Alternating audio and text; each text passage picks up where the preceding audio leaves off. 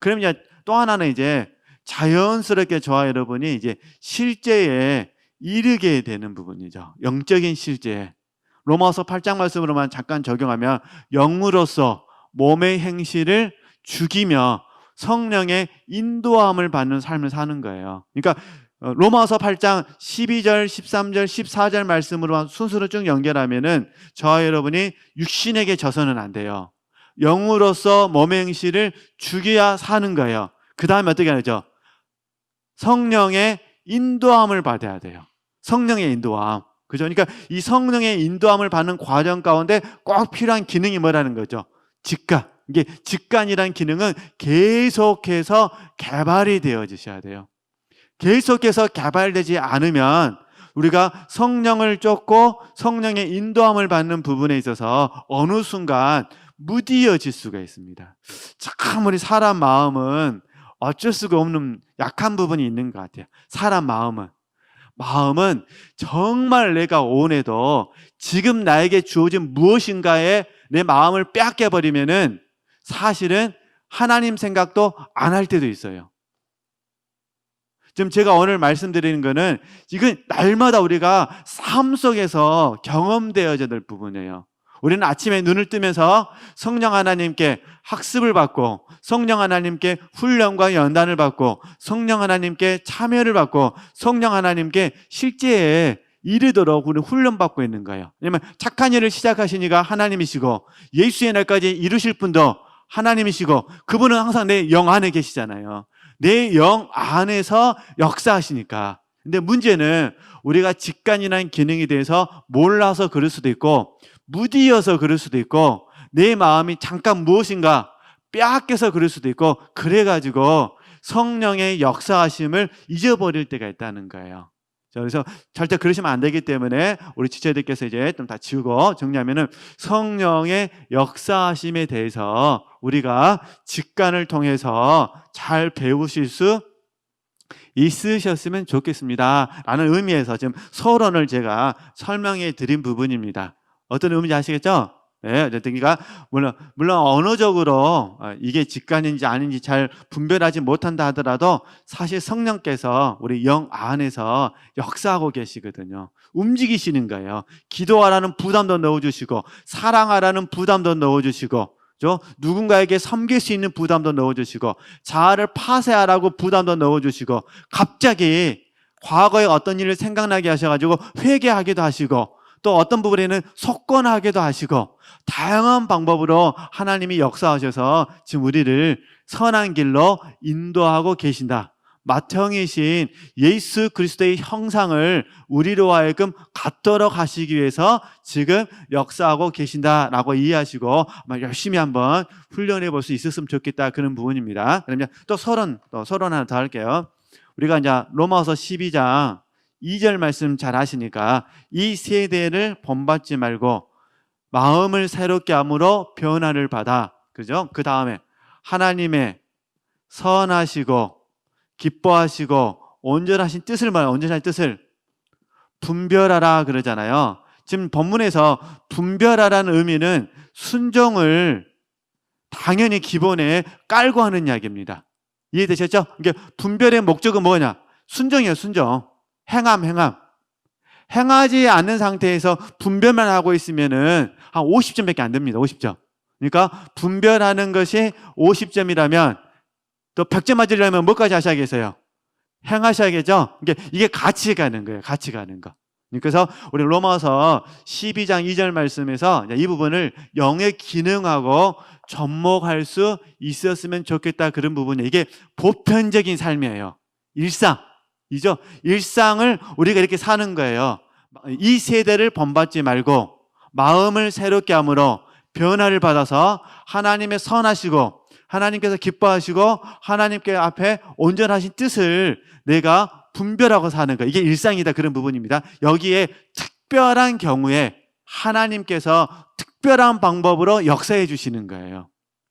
자, 그러면 우리가 하나님의 선하심은 이전에 배웠으니까 양심을 통해서 우리가 알 수 있다고 배우셨어요. 그러죠? 양심. 그 다음에 하나님의 기뻐하심은 연결을 통해서 알 수가 있고 하나님의 온전하신 뜻은요 직관을 통해서 알 수 있다고 배우셨어요. 그래서 오늘 이제 직관을 공부하는 거예요. 성령의 움직임에 대해서, 성령의 역사하심에 대해서, 그 다음에 성령의 뜻, 하나님의 뜻에 대해서. 왜냐하면 하나님의 온전하신 뜻을 우리가 분별, 알고 뭐 하셔야 되니까? 행하셔야 되니까.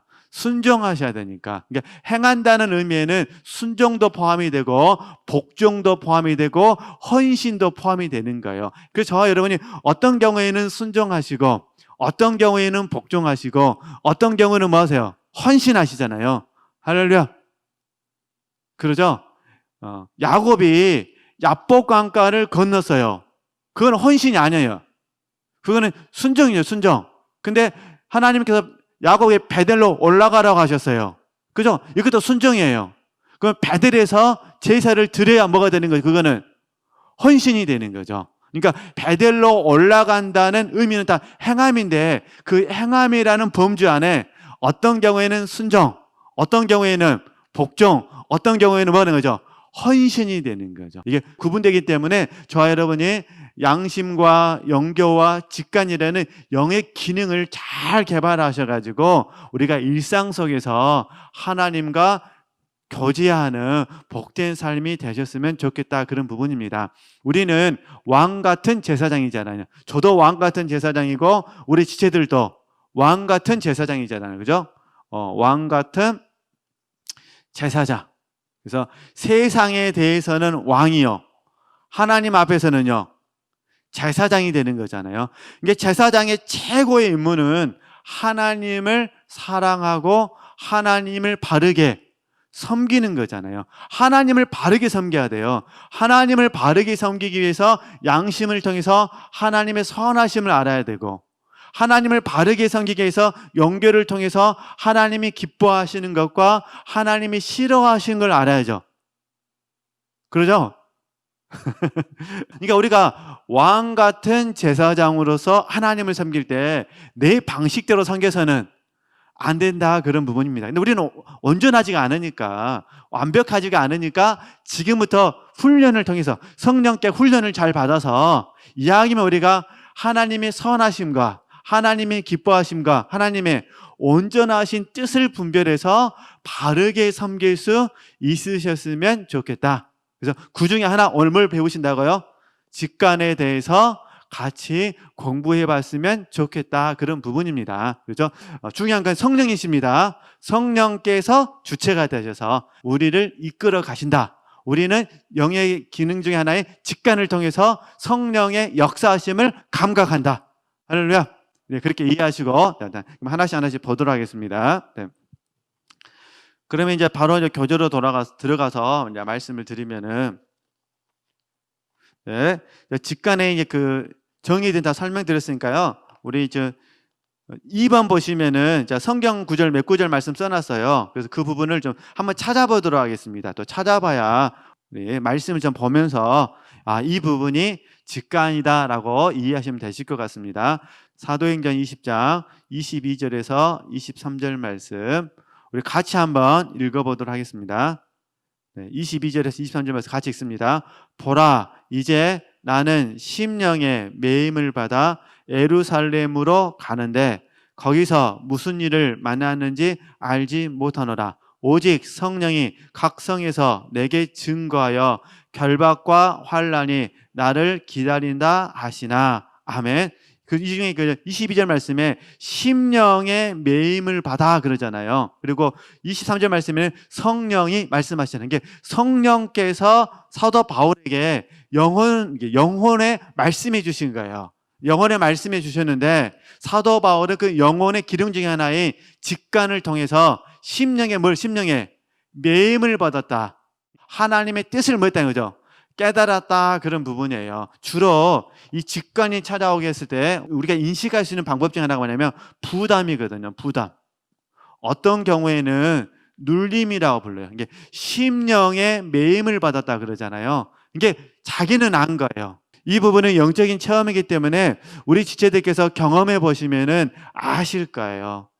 하나님께서는 우리에게 직관을 통해서 부담을 주시거든요. 눌림을 주시거든요. 순종해야 될 것 같은, 헌신해야 될 것 같은 복종해야 될 것 같은 마음을 주시기 때문에 그래서 저희들이 이제 이 말씀을 가지고 직간이라고 말씀을 드린다라고 이해하시면 되실 것 같습니다. 그럼 또 말씀 한 구절 보도록 하겠습니다. 27장 10절 말씀. 네. 우리 같이 읽도록 하겠습니다. 말하되 여러분이여 내가 보니 이번 행선이 하물과 배만 아니라 우리 생명에도 타격과 많은 손해가 있으리라 하되. 아멘. 여기서도 그러잖아요. 내가 보니 그러잖아요. 그러니까 사도 바울은 직관을 통해서 지금 어떤 일이 일어날 것인지를 감각했다 그런 부분입니다. 네, 그 다음에 21절에서 우리 26절까지 자 같이 한번 또 읽어보도록 하겠습니다. 21절에서 26절까지인데 같이 한번 읽어보겠습니다. 여러 사람이 오래 먹지 못하였음에 바울이 가운데 서서 말하되 여러분이여 내 말을 듣고 글에 대해서 떠나지 아니하여 이 타격과 손상을 면하였다면 좋을 뻔하였느니라. 내가 너희를 권하노니 이제는 안심하라. 너희 중 생명에는 아무 손상이 없겠고 오직 배뿐이라. 나의 속한 바 곧 나의 섬기는 하나님의 사자가 어젯밤에 내 곁에 서서 말하되 바울아 두려워 말라. 내가 가이사 앞에 서야 하겠고 또 하나님께서 너와 함께 행선하는 자를 다 내게 주셨다 하였으니 그러므로 여러분이여 안심하라. 나는 내게 말씀하신 그대로 되리라고 하나님을 믿노라. 그러나 우리가 한 섬에 걸리라 하더라. 아멘. 이제 이 말씀 속에서 물론 이제 그 말씀에서는 영교, 양심, 직간이라는 게 종합적으로 작용을 합니다만 우리가 지금 직간을 공부하니까 그런 사도 바울의 고백 속에서도 그는 직간을 통해서 하나님의 뜻에 대해서 감각되어졌다라고 이해하시면 되시겠다 그런 부분입니다. 그 다음에 디모데후서 말씀은 사도 바울이 이제 본인 스스로가 생각했을 때 내가 이제 죽을 날이 얼마 남지 않았음에 대한 고백입니다. 육신의 장막집을 곧 있으면은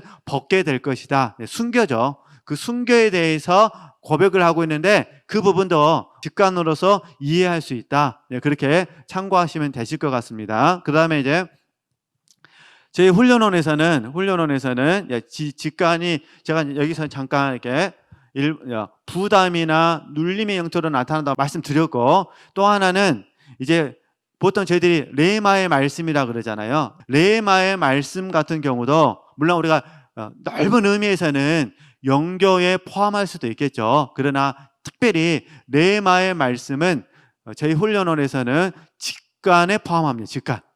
그래서 내게 주신 말씀. 물론 사실 저희들이 레마의 말씀을 잘 받기 위해서는 많은 훈련이 필요합니다.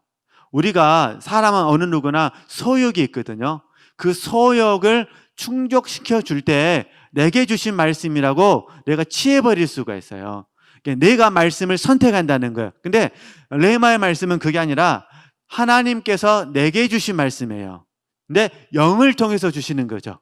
영을 통해서. 그러니까 우리가 직간에 이 훈련을 잘함으로 말미암아 하나님이 내게 주신 말씀을 우리가 잘 들어야 되는 거예요. 내게 주신 말씀. 이럴 때 이제 레마의 말씀. 그러니까 레마의 말씀은 저나 우리 지체들에게 직관으로서 다가온다 그런 부분입니다. 강의 시간에도 내게 주신 말씀, 또 예배 시간에 설교 내용을 통해서도 또는 찬양을 통해서도 기도하는 시간에 또 경건서적 읽을 때도 묵상하는 과정 가운데서 하나님께서 지금 내게 주신 말씀을 저와 여러분이 감각할 수 있다 그런 부분입니다. 네, 어쨌든 그렇게 하시고 레마의 말씀도 직관으로 이해할 수 있었으면 좋겠다 그런 부분입니다. 근데 다시 오해하시면 안 됩니다. 내가 말씀을 선택한 것이 아니라 말씀이 나를 사로잡는 거예요. 말씀이 내 안에 확신을 주는 거예요. 아, 이 말씀은 누구에게 주신 말씀이다. 내게 주신 말씀이다. 아니면 우리 가정에 주신 말씀이다라고 알아지신다. 그런 부분입니다. 그래서 다시 좀 정리하면은 성령께서 우리에게 역사하실 때 부담, 눌림을 주실 수도 있고 또 물론 이제 저희 다른 말 할 때는 감동이라 부르기도 하고 뭐 소원이라 부르기도 합니다.